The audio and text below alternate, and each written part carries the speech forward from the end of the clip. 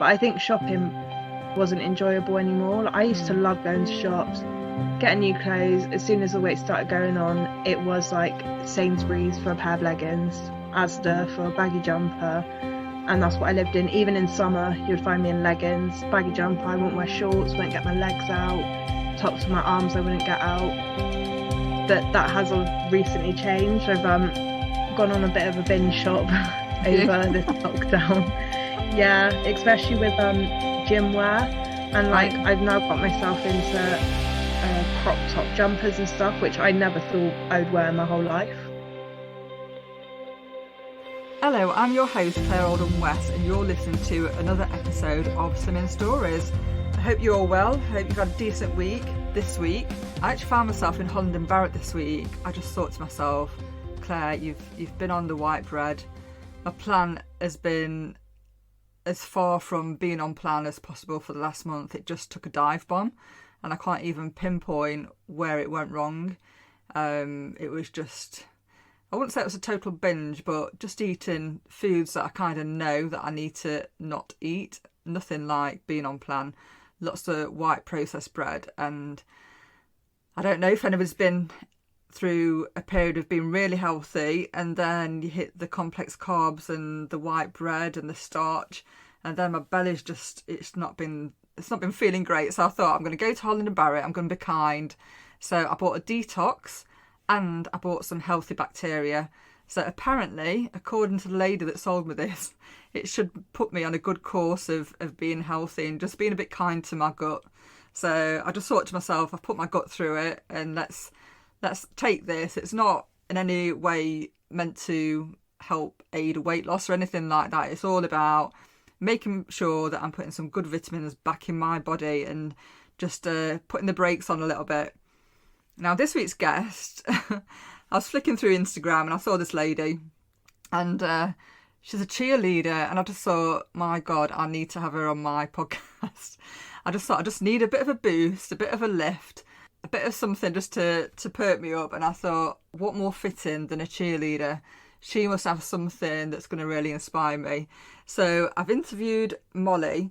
Mollie Taylor is still at university, so we're quite worlds apart, I guess. But I just thought I just needed something light and bright just to lift my mood. And I don't know about you, but I've been trying lots of things while we've been in lockdown. And maybe this will inspire you to take up cheerleading. Maybe this will inspire you just to do something different and to actually stop and ask yourself, actually, could I do this? Is this on my radar? Is this something that I could do? Interestingly enough, Mollie's mum also used to do gymnastics when she was younger. And with Mollie picking up cheerleading and making great strides with that, she's also inspired her mum to do the exercise too. So I think her mum's more my age than Mollie. But I thought, well, I'll bring her on, we'll have a chat. She's lost weight with Slimming World, and she's actually dropped dress sizes from a size 18 to 20 to a 14 to a 12. And Mollie stresses that she is more focused on how she feels in her clothes rather than the number on the scales. And I think everyone can relate to that. I think in a time where we don't get on the scales, let's just, focus our minds on something positive, something that's going to make us feel good. So here's introducing Mollie to Slimming Stories. How did you find yourself going into that direction of being a cheerleader? Is this something that you found at university? Yeah, so I was dancing since I was like 3 years old till about 16, and I loved doing my dance. And then I stopped it, started putting on a bit of weight, obviously. And then when I went to uni, I was looking at different clubs and societies, thinking about starting up dance again. But then this cheerleading team, obviously, it's kind of a girl's dream, isn't it? Do you know when you watch all the American films, see cheerleaders? So I thought I'd go along, try it out, just see how it goes, see if I can get on the competition teams and go from there, basically. Brilliant. So how did you feel on that first day of getting into, did you have to wear your sports kit? Was you given a uniform? We had to wear a sports kit. Obviously, you have like the whole idea that a cheerleader is really skinny, really pretty. So obviously I had a bit of a panic thinking I'm not going to fit in at all because I do not have that lovely body and those little tops and everything. But it wasn't actually that bad. There was quite a lot of people who came along, tried out for the sessions, and I think that's when I discovered like how much I love it, and it's probably my life now, cheerleading. Wow. From that first interview, was you picked for the trials? How did that go? In like groups of 3, we had to do like tryouts. We had to show a type of dance, some stunting, some tumbles, our flexibility, and luckily enough, my first ever tryout, I got onto the team. Amazing. I know some of the photos that you post on Instagram of you like doing the splits and these flexible poses. I'm like, oh my goodness, how the hell has she managed that? But if you've been doing this since you're 3 years old, that all makes sense. That does definitely. Yeah, well, I've improved my flexibility actually since lockdown. So Right. I've been stretching every single day, and I can now do splits on both legs, and I have my over splits as well.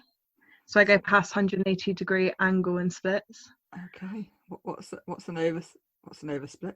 So normal splits. Yep. But your leg goes up even further. Oh my goodness. That sounds that sounds rather painful, but rather magical. It's definitely a party trick there. So how are you with obviously working within a group, within the cheerleading, and now you're on lockdown? Are you away from your family? Are you quite isolated in that you're in a place that you're not around your family in your normal social circle? How is that for you? It's been hard because I'm staying with my boyfriend, so I haven't seen my mum or sister for ages, which is like horrible. Obviously not being with my friends who I'm with like 3 times a week, training, doing dance. It's quite horrible actually. You know, you have your like really bad days where you're really down and you really think about it all. You're missing friends and family. But I try and do what I can throughout the day to take my mind off it, not just to sit around and think of all that. We've actually started classes with our cheer team now on Zoom. So we're doing a class a day to get everyone together to make sure we're all keeping fit, our flexibility is still happening, and just all to chat to each other and see how everyone is, make sure everyone's doing well, if anyone needs like, any help with anything. I've been using Zoom for a long time, since 2018, but I think after lockdown, people will be looking to these kind of groups to help them to promote their businesses or their hobbies. So there's no stopping you from training other people to cheerlead just on a Zoom call, is there? That's something, with this experience that you could possibly do in the future. Yeah, it has, but I didn't even realise Zoom existed until lockdown, and my lectures came on Zoom, obviously cheer and dance classes. But I think we have opened up some of our classes to other members. We're thinking of doing a class a week where non-cheer members could give it a go and see how they feel. Absolutely, and I want an invite for that class. I just says to my husband, and my son is 13, is quite sarcastic. I'm like, I'm just about to interview a cheerleader. Can you give me some clues or some questions? Can you give me some clues? And I have threatened I'm going to buy a pair of pom-poms, so I've put that out there. But I think what's lovely about your story, Mollie, is that, like you said, when you walked in to do the trials, you wasn't super, super skinny. You was a curvy girl, and you just went on and you did that. I think it's lovely to embrace fitness where you are at that moment and not to wait to that point where you think, I'm going to be super skinny or super fit. You have to just make a start, don't you? So how would it be for somebody without a background in dance just to start at a curvy size? So I'm a size 18 at the moment, and I don't feel particularly fit when I'm running, never mind when I'm cheerleading. How would it feel, do you think, if I were to start the lessons like you just explained in cheerleading? So we actually have quite a few girls and boys who come along and join who have had no experience in dance or anything. We do have quite a lot of curvy girls who come along as well, so we do non-competitive teams for them and we build people into it. So if you were to come to one of our classes, it wouldn't be as intense as what our competitive teams are. It's more of a chilled, laid back, get you included, get your fitness up. So we make sure everyone does conditioning every week, but it would be fitted towards that person's ability. So you have like 3 options. So you've got an like easier option for those who have never done fitness exercise, where it's quite easy for them, and then you can build your way up. So we make sure we include everyone in it, whether you have experience, don't have experience, you're extremely fit, or you need to build your fitness. Right, okay. So you're away at university at the moment, and I know that you've lost some weight with Slimming World. So I just want to start by just telling us how that felt and why you felt that you needed to lose those pounds. I think it was in my second year of university, so my second cheerleading season, and I actually saw a photograph of myself after the competition, and I kind of had a breakdown compared to like the first year. I'd realised I'd definitely gained some weight and decided I'm growing up now. I can't keep just eating and like thinking it's fine because I've got my exercise, so I'll be fine. So I had quite a few friends and family members who had started on Slimming World, and for months people kept being like, oh, I swear by it, like, and you know when you're a bit, oh, like, do I believe this? I've seen other things, I don't know whether I believe it. But then it came after Christmas in 2017, and I just thought I need to do this. Like, I want to be healthier, fitter, and I just want to feel good about myself. Like for me, it's not about the weight as much, but it's about what I look like, even though seeing those stones go in does make you feel really good. I lived in leggings and baggy jumpers when I hit my, like, when I was in my 18-20. It's all I really wore because I wasn't confident. Or you would go and they wouldn't have the size. They'd hit like size 14, size 16 and nothing bigger. So I didn't really have the option, and it was actually an issue within my cheerleading when I first started. So in my second season, as I started to get a bit bigger, I needed a bigger top, but they didn't actually have that option available for me to try on a bigger size to see if it fitted. Right. So obviously I think that was probably another reason why I kind of got down about my weight and what I was looking like. But I think shopping wasn't enjoyable anymore. Like, I used to love going to shops, getting new clothes. As soon as the weight started going on, it was like Sainsbury's for a pair of leggings, Asda for a baggy jumper, and that's what I lived in. Even in summer, you'd find me in leggings, baggy jumper. I wouldn't wear shorts, wouldn't get my legs out, tops of my arms I wouldn't get out.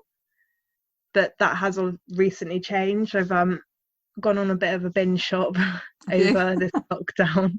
Yeah, especially with gym wear, and like I've now got myself into crop top jumpers and stuff, which I never thought I would wear my whole life. No. Yeah. That is lovely. And what else can you do in lockdown other than spend money online shopping? Yeah, I remember buying my jeans again. I bought I bought myself like a size 18 jeans, and they were massive on me. And I was like, oh, this isn't right. So then I went and refunded it for a 16, and they were still too big. And then when I realised I had to get down to a 14 because I had not worn jeans in so long, I was just so happy. Like, I had the feeling to know that you've gone from an 18 to a 14, and there's still some space in that 14 that you could possibly squeeze in 12 now. It's just so nice. Oh, definitely. Absolutely. I mean, I've even gone to the extent of taking photographs of an experience I had when I thought this must be that, you know, when you like look for that moment, oh, this is going to be the moment that I'm going to be able to stick to a healthy eating plan, and then you think, actually, no, that didn't work. And I trying to do these things that kind of like shock you into action, and it can be quite awful when you're trying to look nice, aren't you? Trying these clothes on, and whatever you choose, it's not giving you that feeling. So it's lovely that you've got this feeling back and you're able to go shopping and buy these lovely clothes. So dare I ask how much you've spent over lockdown? I've been shopping at Gymshark. I don't know if you've heard of that fitness. Oh, it's probably very trendy and very young for me. Yeah, sounded very old. It's like £50 for a pair of leggings, and I bought 3 pairs of leggings from there, a top and a jumper. Why not? So why not? I'm probably hitting about £180 just on that. My goodness. But if it look good, and like you say, you've not bought nice clothes for a long time, then I think it's definitely worth it. Yeah. So how is your family with your newfound fitness? What has their reaction been to your health? They're really happy for me. Like, they always make comments now when I see them. My mum's actually also on Slimming World. Lovely. She's lost 3 stone from being on it, and I started doing adult gymnastics this year, and I've got my mum actually doing adult gymnastics with me every week now. Obviously not during lockdown, but when we're back out and beforehand, she was coming with me every week. I've also started doing running, which I've actually like encouraging other people to think about doing it now as well when they've seen me doing it, because people know how unfit I used to be. Like I probably couldn't even run for 5 seconds without being absolutely out of breath, but now I can run for like, I'm doing the couch to 5k, so now I can run for, I think I'm on week 4 now, and I'm running for like 5 minutes straight, and I feel like I carry on, which is an amazing achievement for me compared to where I used to be. Now, a lot of my guests have done the couch 5k, and I've done this too. It's amazing, isn't it? But you know, when you think about running, you just think, I'd love to run, because everybody that I see running looks amazing in the gym gear. Yeah. Which is just really, really terrible. It was nothing about me wanting to get fit. It was like, God, I'd love to be able to look like that in a pair of leggings and a crop top. But no, it's amazing from going to not being able to run at all. How did you find that, those first runs? I found the first and second week were really difficult for me. I really struggled. But then when I had the tip, you know, of like breathing in and out as you run, that really helped. So my breathing's actually changed now, and I actually think that's the reason why I can run for longer and why I feel like I could carry on, because I've controlled how I breathe when I run. I think as well, when it's very cold in a cold morning, controlling your breathing is really important. But it's lovely, isn't it, just to get out, and especially these fresh mornings with lockdown and everywhere's clear, and got some lovely, I mean, I'm in Nottingham, but there's some really nice days recently, and it just feels so fresh and pure just to get out in the countryside or on the roads and start running. Yeah, I've actually, like, I'm loving it more and more. Yeah. So I'm hoping soon I can do my 5k without stopping and just enjoy myself. Absolutely, definitely. And then you'll have your park run. Yeah. And then I'm gym clubs, and then you'll be doing your marathon. Well, I'm hoping my friend who also does cheerleading with me, she's doing the couch 5k, and we both told ourselves that when we can do a 5k in around 35 minutes, we will both go and do the Tough Mudder. Right. Wow. So I actually did it, was it last year? I think I did the Tough Mudder, and I really struggled. Like, I wasn't fit then. Obviously, I was gaining all the weight that I had lost when I first started Slimming World. So it was a really big struggle for me, and I hated every second of it. Right. But now I'm enjoying my running. I'm thinking the Tough Mudder would be so fun to do now. Absolutely. So that is now my goal, and then it'll be a half marathon. Don't know if I could ever do a whole marathon. No, definitely. I might be a bit far. But, you know, just think about the running journey that you didn't think you could run, and now you're running. So yeah, it's definitely about mindset. Fiona Rowley, she's one of the guests I interviewed. Can't remember which episode, but if I'll send you the link to her Instagram page, and she's amazing. And she's also followed her journey throughout running, and she lost 5 stone, and then she did couch 5k, and then she ran a marathon. So definitely, if you really want to do it, definitely I would really urge you to do that. And I think to run a marathon and having that accomplishment of actually doing that is tremendous, isn't it? That thought. Yeah. Such a big achievement, isn't it? Yeah, definitely. I can't. I'm just thinking of marathon and running a marathon myself, but they all seem to be like really in the heat of summer, and I just think I could not stand to run in the heat. But no, my hat's off to anybody that can complete a marathon. And you spoke about this adult gymnastics. So how is your mum finding that? My mum loves it. She used to be in gymnast when she was younger, so she can do a lot of stuff, but she had just lost her like flexibility and her confidence.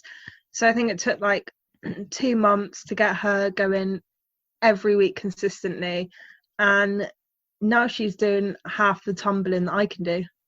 If not, she's better than me with some things now. So what's a tumble?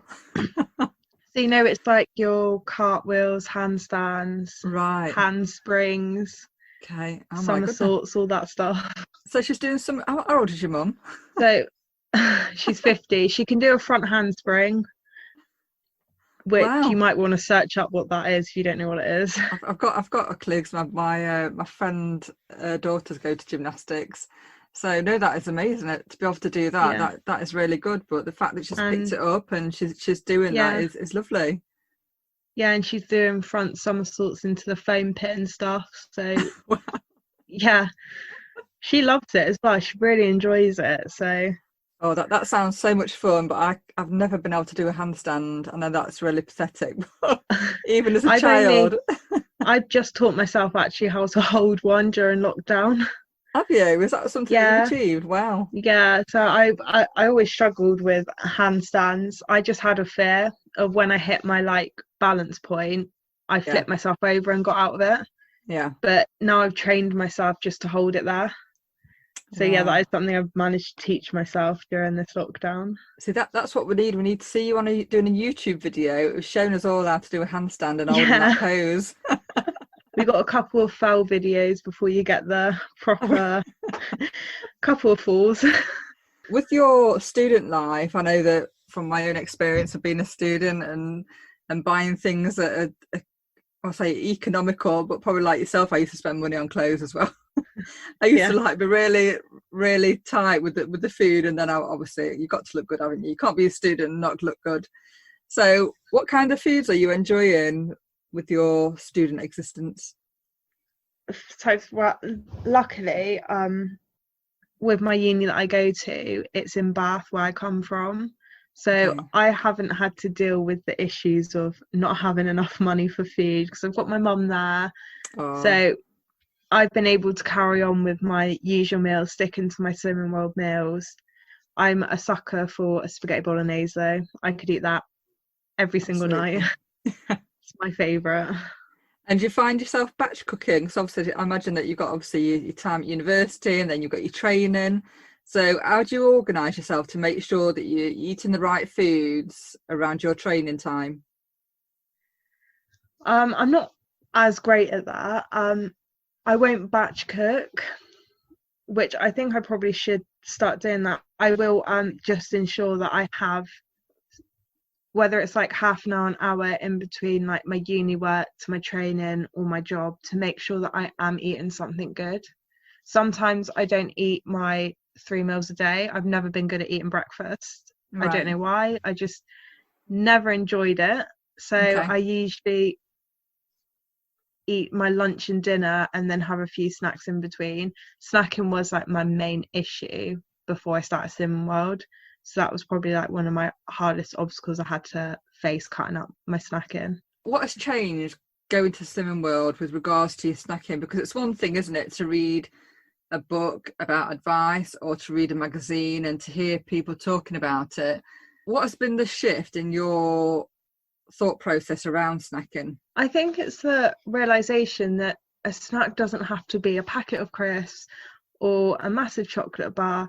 There was taking like the Muller light yogurts, which I never really had before, but I didn't know there were so many flavors. And now that's one of my go-to snacks. Or the hi-fi bars. I absolutely love Cinnamon hi-fi bars.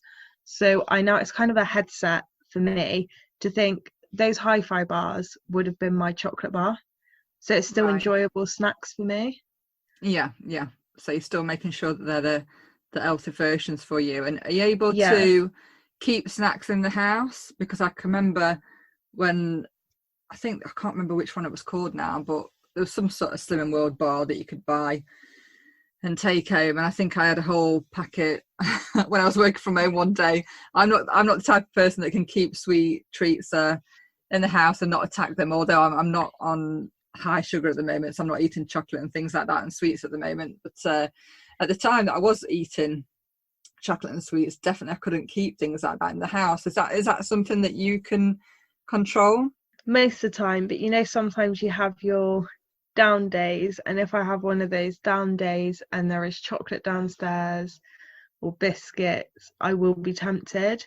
But I give myself, so every Saturday night I will treat myself to like a packet of chocolate buttons or something, because I feel like that's what keeps me going throughout the week to stop me from tempting myself to those bad treats, to know that I have one of those naughty treats every Saturday night and then go back to my usual routine. I think that's helped me a lot doing it that way. So do you tend to save your extra treats for a Saturday evening? It's all about the weekend. Yeah. So like throughout the week when I've got all my uni work, or like when I was doing all my cheer training and everything, I would make sure that I was eating well throughout those weeks. And then my day off was usually Saturday, which would be my treat day. So I didn't feel like bad about myself when I went to training, or felt like heavy or not good. I think for me, Saturday has always been a treat day. Like when I was living with my mum and dad at home, it would all be, God, I'm going to show my age now. It would all be like, let's get around the TV, let's watch Blind Date and all those like really cheesy eight programs, and we'd all have cake, and mum would buy like big white cobs or baps, whatever you call them, and we'd have those for tea. And I think sometimes it can be quite difficult, can't it, and to get out of the routine of how you would eat at home with your family that you was obviously you've grown up all your life with. And then when you find yourself living independently, you've all of a sudden you've got all of this choice. You've not got your mum preparing your tea for you, or your dad preparing your tea. It's all about, right, okay, you've got your money, go to the supermarket. And I think at that point I just felt like I felt like a bull in a china shop. It's like, right, okay, bring it on. Let's all the food that I've, that I know my mum would be like, pulling me up about. It was a case of, I've got this choice. I really have got this choice. Yeah. So did you find that a healthy influence from living at home was coming through on that? Or did you find that it was all a bit too overwhelming to make those healthy choices? I think because obviously my mum started similar before me, it was easier for me to follow the healthy choices, because I knew there was a lot of healthy choices that I used to eat already. I just had to change a few ingredients to make it similar trendy. So that's really helpful. I think my main issue was, you said you had your every night Saturday with your family. Mine was every Saturday night, Chinese takeaway, chocolate, sweets, a bit of like casualty and all that. That was the regular Saturday night. So it was trying to get out the habit of going and having these takeaways still. Yeah. Or like if I do go to the Chinese now, there are like a few meals that are actually on plan. They're like 10.5 sins that I will aim to go for them, because then I still feel like I'm treating myself. But then I'm still sticking within my sins at night if I decide that I want the Chinese and not have my chocolate. That's right. And I think for anybody choosing a healthy eating plan, and I'm not saying that you should choose Slimming World, but for me it's the one that seems to work the best, is that it's hard to think of foods that you can't actually eat, because you don't want to sit there with like a pack of lard in one hand and a bowl of cream in the other, but there's so much choice, and it's just lovely to think that you can go to a Chinese takeaway and make a healthy choice, and you're not feeling left out. And then if you want to like knuckle down, you can always make a really nice Chinese meal with lots of free ingredients, can't you? Yeah, I think that was like the main thing with Slimming World. When I joined it, I was quite shocked at how much you can actually eat compared to like all the other kind of healthy eating diets that I looked at. I think the reason that Slimming World was the best for me was purely because I didn't have to change my eating as much. It was more just changing what I put in. So instead of having my sugar in my tea every day, it would be a sweetener. Or like little things like that, and like realizing that I can still eat pasta, because a lot of places say that pasta's bad for you. Yeah, a lot of diets that are heavy on protein and lean protein, pasta's like the bad guy, isn't it? Yeah. So I was so glad when I heard that I could still pasta, because I couldn't live without it. No, definitely. I mean, on my Instagram, you'll see I do a lot of rice dishes, a lot of pasta. And I think like with the Slimming World, I think they increase it so you could have like more calcium with the cheese. 50 grams of mozzarella is quite a lot of cheese to add. And it's quite a lot of cheese. It's lovely. And one of my favourite go-to foods is pasta cooked, and then I sprinkle mozzarella on and then put it in the microwave for a minute, and Yeah. it's just amazing to me that I can have that and still lose weight. So it's a win-win. But then, you know, when other people that aren't used to the plan look at your food and they're like, well, you're not supposed to be on a diet. Yeah. That's what a lot of people say to me. They look at it and think, can you actually eat that? And I'm like, well, yeah, it's all steroid friendly. Now, I think that's what encourages like some of my friends who see me who have also thought about it, and then they're like, I don't know if I can trust Cinnamon World. Like, are you sure you can eat that? And I'm like, yeah, I can. It's fine to eat. I'm still losing weight every week. Like, you can see that I'm losing weight. Like, trust me. Yeah. Can eat a lot more than you think when you go to Cinnamon. And I think that's like a lot of people struggle to believe that until you actually do it and you actually see what Cinnamon World is. It's hard to believe how much food you can actually eat on it. Some of my friends that have studied nutrition will argue that some of the foods may have like a higher sugar content, such obviously like white pasta, and that you can cause your sugar levels to spike and different things like that. But I think the good thing with Cinnamon World is, you know, that we don't have to worry about those things because they've already looked into that for you, because obviously everything that you eat is healthy and it's based on a balanced diet. And so I interviewed a guest and he actually went to his GP and was referred from his GP to Cinnamon World. So to me, if that's what a GP is able to do, that is obviously it's backed by the government, then you're in safe hands, aren't you? And they're the things that you don't have to worry about. And if somebody said to me, right, Claire, here's your, I don't know, 1,400 calories, whatever the amount may be, go and buy your food for the day or go and prepare your food, well, straight away I wouldn't be considering, you know, healthy vegetables and fruit. It would be, right, what can I get for my calories? I actually tried calorie counting before Cinnamon World, and it just didn't work because some things are so high in calories. I felt like I wasn't eating enough in the day. I was more starving myself. So that's when I decided that I needed to find something else because it just wasn't working. If anything, I was like cheating myself. I'd fill it out on my phone and be like, yeah, and then like, oh yeah, let's go grab that chocolate bar. I don't need to add that in my phone. And it was just cheating my way through it. So I've always struggled with the calorie counting. Because obviously there's healthy food that you need, like, you know, your protein, your healthy proteins and fibre. But if you could have a bar of chocolate over some healthy calcium, what choice are you going to make if you're on a calorie controlled diet? So I'm not saying that I'm against calorie controlled diets if you're able to make those choices and make sure that, you know, your nutrition is balanced. But I just know for me that it's nice to know that I can follow a healthy eating plan and that everything's taken care of. I don't have to worry if what I'm eating is unhealthy, because I know that, you know, you've got your fibre in there, haven't you? You've got your calcium, you know that everything's taken care of and you can kind of like relax. And I think there are some eating plans that can be that restrictive that it just makes you want to have those foods even more. By somebody saying, right, okay, you need to restrict this particular food group, to me would send me crazy, because I'd want that thing. Yeah, that's exactly the same as me. I couldn't be restricted. Like if someone told me I couldn't have pasta, I find like Cinnamon World is more easier to live with. Like, I've always found diets is not easy to keep up for the rest of your life.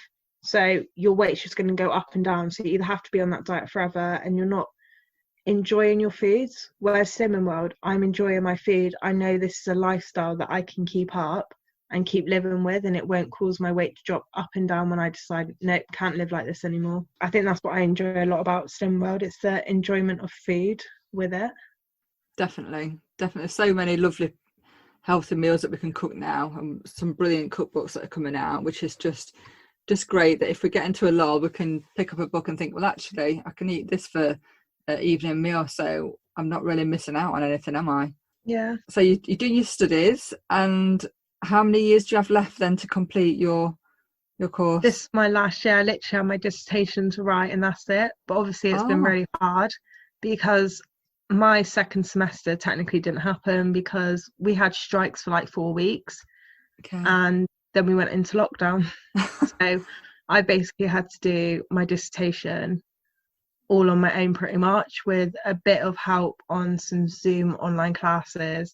I've had to deal with all my like books that I'm using. They all have to come online because our library shuts. We don't have any access to any of our references that we fully would need usually for our dissertation.